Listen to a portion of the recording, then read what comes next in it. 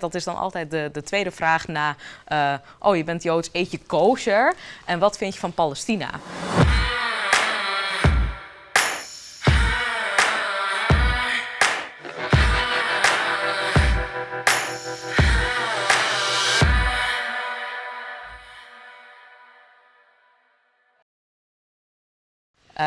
En ja, ik heb daar een mening over. Ik denk iedereen heeft daar een mening over. Het is zo'n gevoelig onderwerp.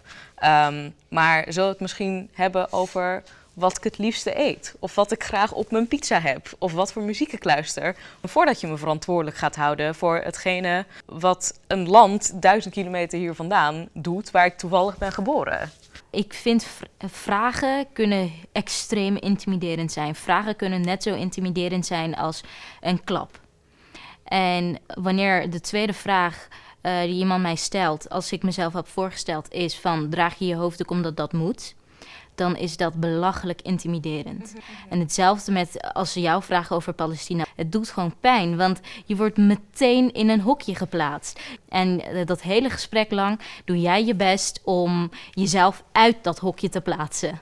Het voelt alsof ze eigenlijk wachten totdat je iets verkeerd doet. En op dat moment is hun vooroordeel over jou dan bevestigd. Van zie je wel, dat is er zo eentje. En dat wist ik wel. Ja, nee, ik heb meegemaakt dat ik in een discussie van Israël-Palestina terechtkwam. Of dat aan mij werd gevraagd om daar een standpunt over in te nemen. Ik vond het lastig en ik voelde me niet altijd veilig om me daar in die discussie te mengen. Hoe ga je dat gesprek aan? Als mensen constant mijn mening willen over best wel zware onderwerpen, zoals inderdaad dan wat er op dit moment dan gebeurt in Israël, dan heb ik altijd een beetje het gevoel dat ik mezelf moet verantwoorden voor een grote groep. Vind ik eigenlijk net zoiets als dat verwacht wordt van moslims dat zij een standpunt nemen over IS. Voor mij is dat helemaal niet relevant, niet in mijn dagelijks leven, niet in mijn religie en ook gewoon niet in mijn familieleven. Dus als mensen mij vragen wat mijn mening is over Israël, dan zeg ik waarschijnlijk dezelfde mening als jij. Want ik denk er waarschijnlijk net zo weinig over als de alledaagse persoon. Ik heb geen mechanisme waarmee ik vervolgens omga met dat soort vragen. Maar ik laat het heel erg afhangen van wie die vraag stelt en op welke manier.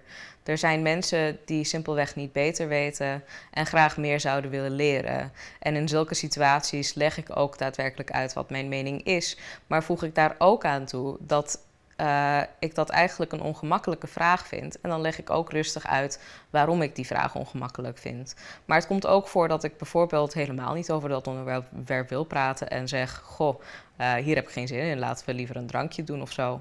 En als ze daar geen zin in hebben, dan weet ik eigenlijk hoe laat het is. En dan weet ik ook gelijk wat de redenering was waarom zij mij die vraag stelde in de eerste plaats. Ik denk dat het constant verantwoorden van jezelf en van de groep mensen waartoe je behoort, is iets wat elke minderheid eigenlijk meemaakt. Maar als we het dan inderdaad hebben over dat constante afvragen van hoe echt is de Holocaust, wat natuurlijk eigenlijk nog best wel vaak gebeurt.